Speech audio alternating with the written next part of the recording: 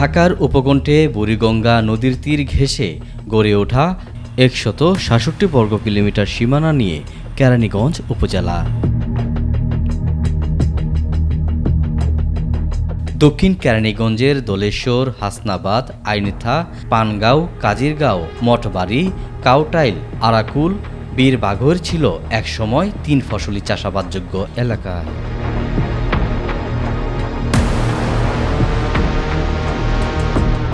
ঢাকার খাদ্য চাহিদার প্রায় ৩০% খাদ্য সরবরাহ করা হতো এই এলাকা থেকেই।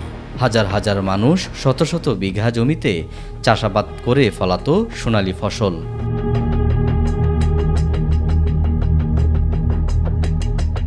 গেল এক দশকে ফসলি জমির পরিমাণ ক্রমেই কমে যাওয়ায় খাদ্য নিরাপত্তায় বড় ধরনের হুমকি হয়ে দাঁড়িয়েছে। অপরিকল্পিত আবাসন ও নগরায়নের ফলে ক্রমাগতই কমছে কৃষি জমি। আর সেই সুযোগে কেরানীগঞ্জের এ সকল ফসলি জমির দিকে নজর পড়ে ভূমিদস্যু বসুন্ধরা রিভারভিউ গ্রুপের।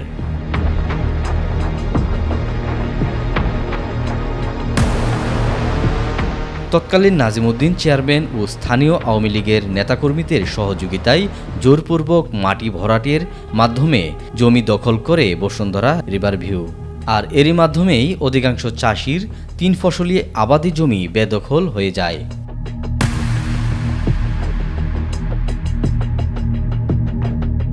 বালু দিয়ে স্থানীয় মানুষের জায়গা দখল করে বসুন্ধরার হাতে তুলে দেওয়ার মূল কারিগর ছিল কেরানীগঞ্জের ত্রাস বিদ্যুৎ প্রতিমন্ত্রী নসরুল হামিদ বিপুর অন্যতম সহযোগী শাহীন চেয়ারম্যান, রাসেল মেম্বার, দোলেশ্বরের মামুন মেম্বার সহ স্থানীয় নেতাকর্মী।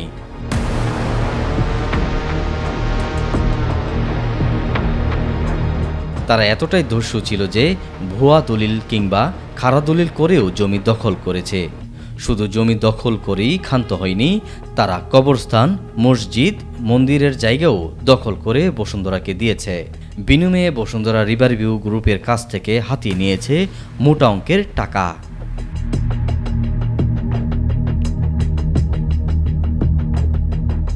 অনিয়ম, অপরাধ ও দুর্নীতির খুঁজে বিএমএফ টেলিভিশনের ক্রাইম ওয়েব টিমের যাত্রা এখন দক্ষিণ কেরানীগঞ্জে।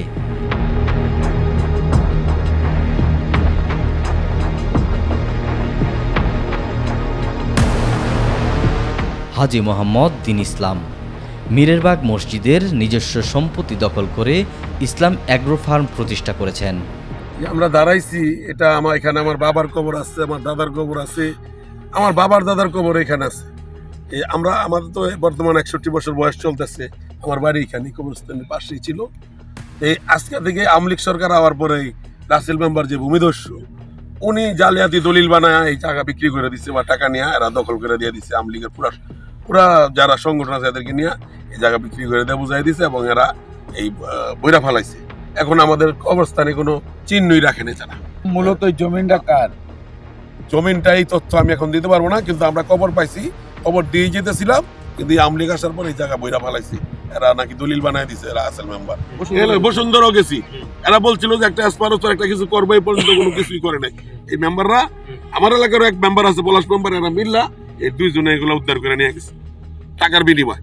এমনকি তারা বিএনপির প্রভাবশালী স্থানীয় কমিটির সদস্য বাবু গয়েশ্বর রায়ের জমি দখল করতেও বিন্দুমাত্র পিছপা হয়নি। বিএনপির প্রভাবশালী এই নেতা ক্রাইম ওয়েবের টিম মুখোমুখি হলে তিনি কিভাবে জমি উদ্ধার করা যায় সেটা নিয়ে কথা বলবেন বলে জানান। আমার কাছে এখনো খাজনা আছে, কিন্তু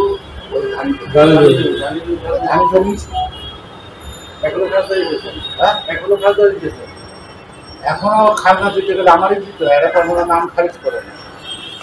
ওই জমির লোকের তো আরো জমি আছে আমার, এই জমি খাজনাতে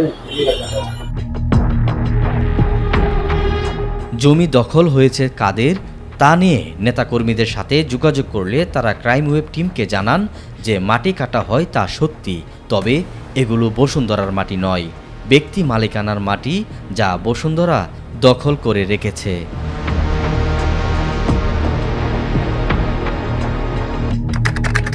18 মার্চ 2025 এসব তথ্য সত্যতা যাচাইয়ের জন্য রাতের আধারে বের হলেন ক্রাইম ওয়েবের টিম।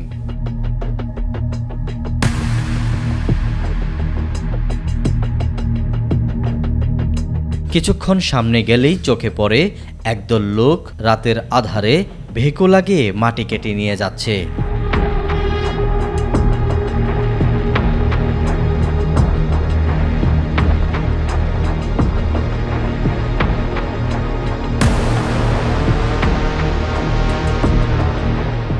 তাদের সাথে কথা বলার জন্য গেলে ক্যামেরার সামনে কথা বলার অপরাগতা দেখিয়ে ভেকু ও গাড়ি রেখে পালিয়ে যায় অপরাধীরা। তবে কেনই বা আমাদের দেখে পালিয়ে গেল প্রশ্ন কিন্তু থেকে যায়।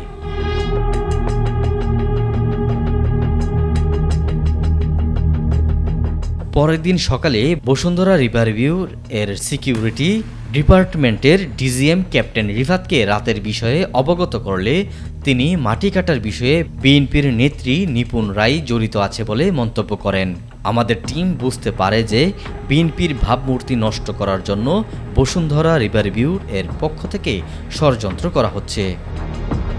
বসুন্ধরা গ্রুপের মতো একটা কোম্পানি, সেটা তো পার্সোনাল ইস্যুতে নিপুণ রায় হস্তক্ষেপ করছে, আপনি এটা বাধা দিচ্ছেন, বুঝলাম না। আর একটু ক্লিয়ার করে না নিপুণ রায় কি বলছে? কিছু না, মানে মোট কথা এটা আমি এটা এখন এটা আমার বস জানে যে এখান থেকে মাটি কাটা হয়। আপনার বস মানে হেড অফিসের বস জানে এখানে মাটি কাটা হয়, এটা নিপুণ রায়কে আপনারা দান করছেন? না না, নিপুণ রায়কে আমরা দান করি। নিপুণ রায়ের ইস্যু বললেন কেন? এখানে এটা আসছিল, নিপুণ রায় এটা দেখে গেছে, এই প্রজেক্ট দেখে গেছে যে এখানে মাটি কাটা হচ্ছে, যারা কাটতেছে তারাই নিয়ে আসছিল বলে নিপুণ রায়কে নিয়ে আসছিল। ওনারা সেটেলমেন্ট করে দিয়ে গেছে? সেটেলমেন্ট হয়নি, কোনো কিছুই হয়নি। এটা এখন আমরা ধরবো না।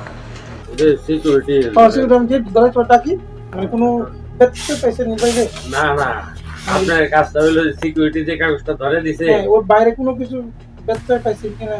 টুকটাক আছে না, যেগুলো সিকিউরিটি ধরে দিছে এগুলো ঠিক আছে। আমাদের এর সাথে যদি আরো অ্যাড করতে করবেন। এদিকে এ ঘটনা সম্পর্কে জানার জন্য কোন্ডা ইউনিয়ন বিএনপির সভাপতি নূর হোসেন নূরের বক্তব্য নিতে গেলে তিনি বিষয়টি ভিত্তিহীন বলে মন্তব্য করেন। বিভিন্ন রকমের মিথ্যা প্রপাগান্ডা, উদ্দেশ্যপ্রণীত মিথ্যা অপবাদ দিয়ে আমাদের বিএনপির মূল লক্ষ্য উদ্দেশ্যকে বিচ্যুত করার জন্য কিছু সংখ্যক ব্যক্তিবর্গ, কিছু সংখ্যক গোষ্ঠী, কিছু সংখ্যক মানে শিল্পপতিরা আমাদের উপর এই ধরনের অপবাদ শুরু করেছেন। এরপর বসুন্ধরা রিভারভিউর পক্ষ থেকে নিপুণ রায়ের বিপক্ষে আগত বক্তব্যকে পরিষ্কার করতে আমরা নেতাকর্মীদের প্রশ্ন করি। যে যাদের জমি আবার জমি বসুন্ধরা ফেরত দেয় না, জোর জবরদস্তি তারা জমি আটকে রাখে, ওই জমি মাটিও ভরাট করছে, প্রায় 20 ফিট মাটি ফেলায় মাটি ভরাট করে রাখছে, কারণ বসুন্ধরা জবরদখল করে রাখছে। ওই জমি নেওয়ার জমিকে উদ্ধার করে দেওয়ার জন্য নিপুণ রায় গেছে, জমি আমার পক্ষে, জমি আমাকে উপকার করার জন্য। এরকম যেমন আরো অনেক জায়গা আছে, যেমন আমাকে নিপুণ রায় বলছে যে আব্দুল ভাই, আপনার জমি যখন বসুন্ধরা আটকায় রাখছে, আপনি কোনো জায়গায় মাটি কাটবেন না। আমি তো কোনো মাটি কাটবেন, কিন্তু আপনি বসুন্ধরা বসেন। আমি নিপুণ রায় অফিসে কাগজ দিয়ে রাখছি, বসুন্ধরা আমার সাথে বসতে আসেন, বারবার সময় নিয়ে সময় পাস করতেছে, তারা আসেন। এরপরে কিছু কিছু জায়গা আছে যার জমি সে কাটে, বসুন্ধরা মাটি কেউ কাটে, বসুন্ধরা মাটি কোনো লোক কাটতে যায় না, কিন্তু বসুন্ধরা তো বালি ফেলাইছে, এই মাটির উপরে বালি দিয়ে আটটা রাখছে, অনেকের জমি আটটা রাখছে, ওই জমি দিয়েই বসুন্ধরা বলে ওর জমি, কিন্তু আসলে তো বসুন্ধরা জমি না। আমাদের প্রশ্নের উত্তরে স্থানীয় বিএনপি নেতা আফজাল শিকদার ও অন্যান্য নেতাকর্মীদের বিষয়টি জিজ্ঞাসা করলেও জানান, আমরা নিজের জমি থেকেই মাটি কাটি, তবে কেঁচো ঘুরতে গিয়ে বেরিয়ে আসে সাপ। কেউ কাটতেছে, হয়তো কেউ অসুস্থ, চিকিৎসা করতে পারে না, কারণ বসুন্ধরা ভিতরে জায়গা বাঁচতে পারে না, কেউ মেয়ে বিয়ে দিতে পারে না, কেউ ছেলে বিয়ে করে দিতে পারে না, তাদের প্রয়োজনেই তারা মাটিটা হয়তো। সে অবাধে মাটি কাটতেছে, অন্যায়ভাবে জোর দখল করে, মানে অন্যের জায়গা থেকে, জমি থেকে। সেই জন্য এটার সাথে সম্পৃক্ত আমি বিএনপির নেতা সভাপতি হিসাবে এবং সেক্রেটারি দুইজনে নাকি জড়িত। এই তুমি বলো, আমরা কি কোনো জড়িত এইসব বিষয়ে? কোনো মাটি কাটাতে আছি আমরা? কোন জায়গায় আছি? কোনো কিছু জানি না। আমি মাটি কাটুক, আমার জায়গায় আমি কাটতেছি। শ্রমিক দলের 8 নং ওয়ার্ডের সাধারণ সম্পাদক নাম জহিরুল ইসলাম জনি। 5 আগস্টের আগে যিনি ছিলেন অভাবগ্রস্ত মানুষ, নুন আনতে পান্তা ফুরাতো, অথচ 5 আগস্টের পর জহিরুল ইসলাম জনি আঙ্গুল ফুলে হয়ে গেছেন কলা গাছ। আমার বক্তব্য আপনার কাছে এই কথা শোনার পর আমি পরে বসুন্ধরা অফিসে গেছিলাম। হেরা বললো ভাই এই লিস্টটা আমরা দিই নাই, এটা কিছু বেশি সাংবাদিকরা এই কাজটা করছে, তাহলে যেই করছে এই সাংবাদিকরা করছে, এই লিস্টটা আমরা দিই। তারপর আমি ক্লিয়ার করে দিই কথাটা যে আমরা 5 তারিখের পরে আমাদের যে জায়গা এ ব্লকে, বি ব্লকে এবং নোয়াতে আমগো 140 বিঘা জায়গা। ভাগ্যের চাকা এতটাই বদলেছে যে এখন চড়েন দামি গাড়িতে। এত দ্রুত কিভাবে ভাগ্যের চাকা ঘুরালো জহিরুল ইসলাম জনি, সেজন্য শুরু হয় আমাদের অনুসন্ধান। সেই অনুযায়ী বিএমএফ ক্রাইম ওয়েবের ক্যামেরায় উঠে আসে তার টাকা কামানোর গল্প কাহিনী। তোমার আয়না দেখা গেলো পেশি শক্তি ইউজ হয়েছে, তোমার রাজনীতিক ইউজ হয়েছে, তোমার এলাকা ভিত্তিক ইউজ হয়েছে, না হইলে এত বছর ইউজ হইলো না কেন? এটা তো তোমার পয়েন্ট ছিল। এখন তুমি সুবিধা পাইছো, তুমি নিছো, কিন্তু আমার পয়েন্ট কাগজটা সুবিধা করে নিতে ভাই।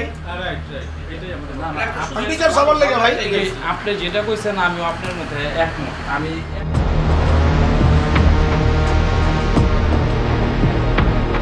ভেকু দিয়ে পদ্মা সেতুর রেললাইনের নিচ থেকে সরকারি মাটি কেটে মাহিন্দ্র ট্রাকের মাধ্যমে ইটভাটায় বিক্রি করছেন তিনি। এছাড়া ব্যক্তি মালিকাধীন জমিতে মাটি ফেলে জায়গা ভরাট করছেন। সরকারি খালের পাশে মাটি ভরাট করে সরকারি জায়গাও দখলের পায়তারা করে যাচ্ছেন জহিরুল ইসলাম জনি। আর এভাবেই গত কয়েক মাসে নামে বেনামে গড়েছে টাকার পাহাড়।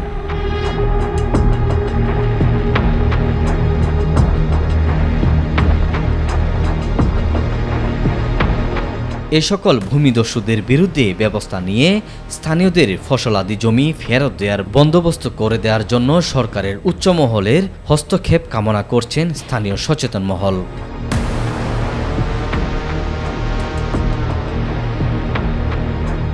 অনিয়ম, অপরাধ ও দুর্নীতির খুঁজে আমরা আসছি আপনার এলাকায়। সেই পর্যন্ত ভালো থাকবেন। ধন্যবাদ।